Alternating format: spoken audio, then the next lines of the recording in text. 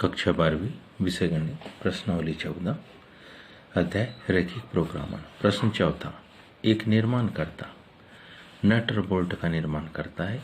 एक पैकेट नटों के निर्माण में मशीन ए पर 1 घंटा और मशीन बी पर 3 घंटे काम करना पड़ता है, जबकि एक पैकेट बोल्ट के निर्माण में मशीन ए को 3 घंटे व मशीन बी को 1 घंटा काम करना पड़ता है।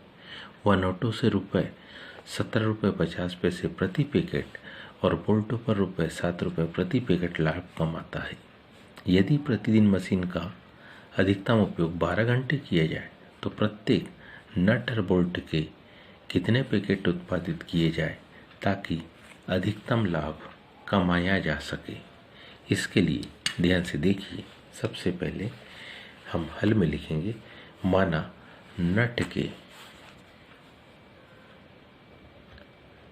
कि नट के कितने x पैकेट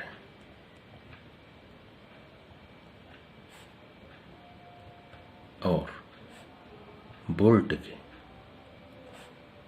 नट के x पैकेट और बोल्ट के कितने y पैकेट का निर्माण किया जाता है।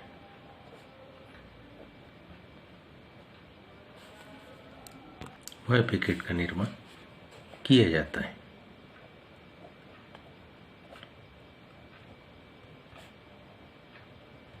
x पैकेट बोल्ट और y पैकेट है ना, नट के x पैकेट और बोल्ट के y पैकेट का निर्माण किया जाता है। अब हम जानते हैं, इसलिए क्या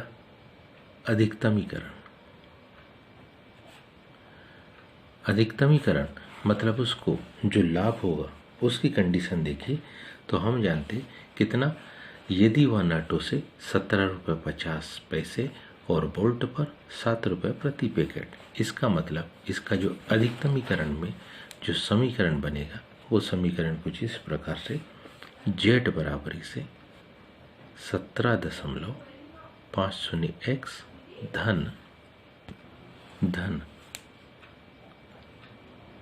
7.0 या 7y। अब हम इससे अवरोधों के समीकरण x कितना भी कम हो लेकिन 0 से कम नहीं हो सकता, y कितना भी कम हो लेकिन y भी 0 से कम नहीं हो सकता। अब हमारे पास में जो कंडीशन है, क्योंकि मशीन नट बना रही है, नटों की संख्या x है, बोल्ट बना रही है, बोल्ट की संख्या को हमने y माना, और यहाँ अधिकतम उपयोग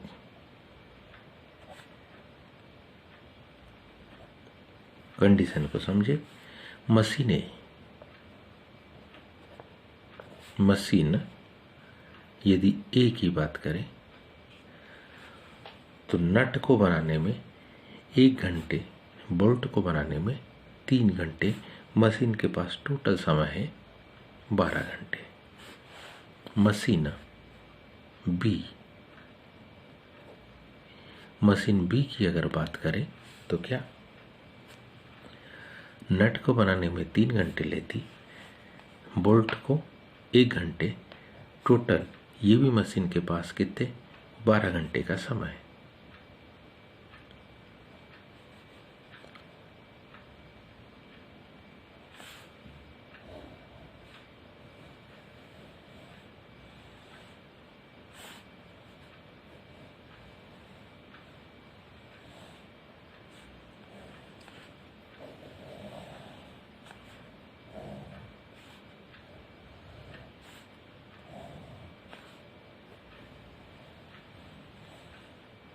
इस तरीके से हमारे पास ये कलम बन के, अब इससे इक्वेशन क्या बनेगी, x + 3y < 12। दूसरा 3x + y < 12। अब इन सरल रेखाओं से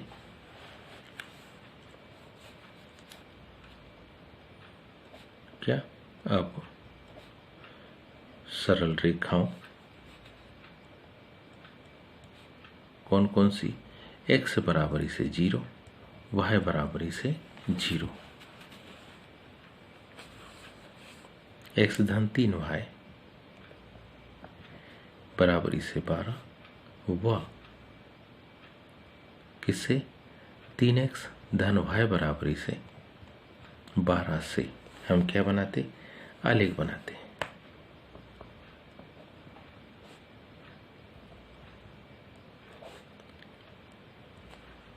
जब हम आलेख बनाएंगे तो आलेख हमारे पास कुछ इस प्रकार से बन के तैयार होता है। अब क्योंकि ये लेस देन 12, ये लेस देन 12, इसका सीधा सा मतलब है कि इसमें क्या, इससे मूल बिंदु की ओर के ही हिस्सा संतुष्ट होगा। मतलब हम कह सकते हैं ये जो भाग है यही भाग छायांकित होगा, क्योंकि x greater than equal to 0, y greater than equal to 0 प्रथम चतुर्थांश में, और ये बिंदु O से A, ये A से B, ये B से C और ये C से O, ये परिबद्ध क्षेत्र आ जाता। इस परिबद्ध क्षेत्र में ही इसका हल संभव है। तो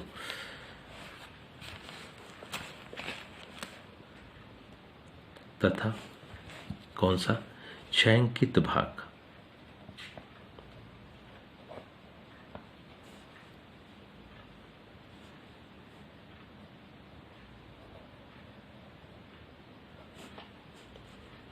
प्राप्त करते।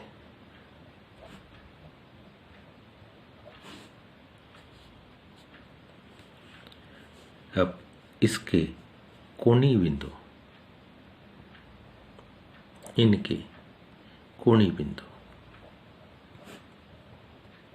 क्योंकि हमको लाभ अधिकतम प्राप्त करना है इसलिए O बिंदु के निर्देशांक को नहीं भी लिखे चलेगा, क्योंकि हम जानते हैं कि O बिंदु के निर्देशांक 0 0 होते हैं और इसको रखने पर Z का मान 0 आता है। इसलिए हम उन शीर्षों को छोड़ते हुए कौन से, हम शीर्ष कोणीय बिंदु के क्या शीर्ष हमको कौन कौन से मिलते, तो हमको मिले ए के निर्देशांक देखिए तो 4 0, बिंदु बी के निर्देशांक कितने 3 5,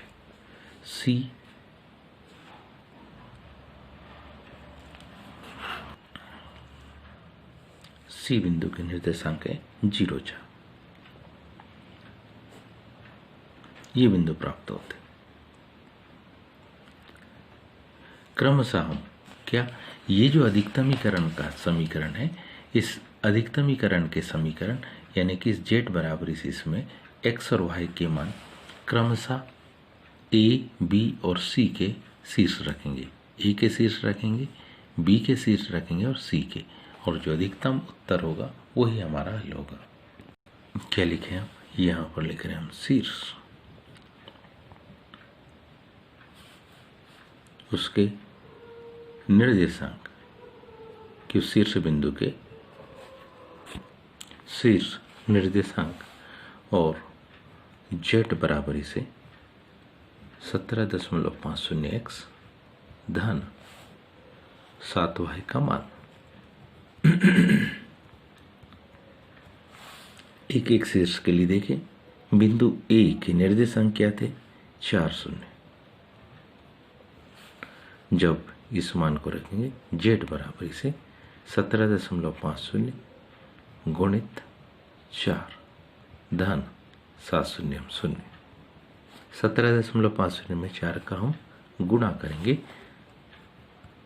तो Z बराबरी से 70। बी बिंदु के निर्देशांक हमारे पास है 3 3, Z बराबरी से 17.50 गुणित 3 धन 7 गुणित 3, 3 का गुणा करें, इसमें 3 का गुणा करें, जोड़ने पर मान मिलेगा हमको 73.5। सी बिंदु के निर्देशांक 0.4। जेड बराबरी से 17.50 गुणित 0 धन 7 गुणित 4 4 7 28। जेड बराबरी से 28।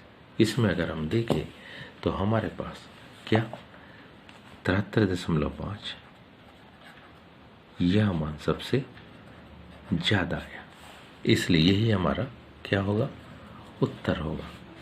ये मान अधिकतम है, इस अधिकतम मान में ही हमारा क्या होगा, उत्तर। तो हम लिख सकते हैं अतः कैसा, अधिकतम लाभ, अतः अधिकतम लाभ रुपए कितने 73.50 है। कब है, जब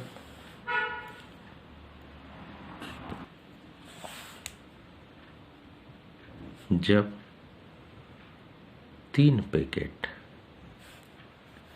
नट 3 पैकेट नट और 3 पैकेट बोल्ट का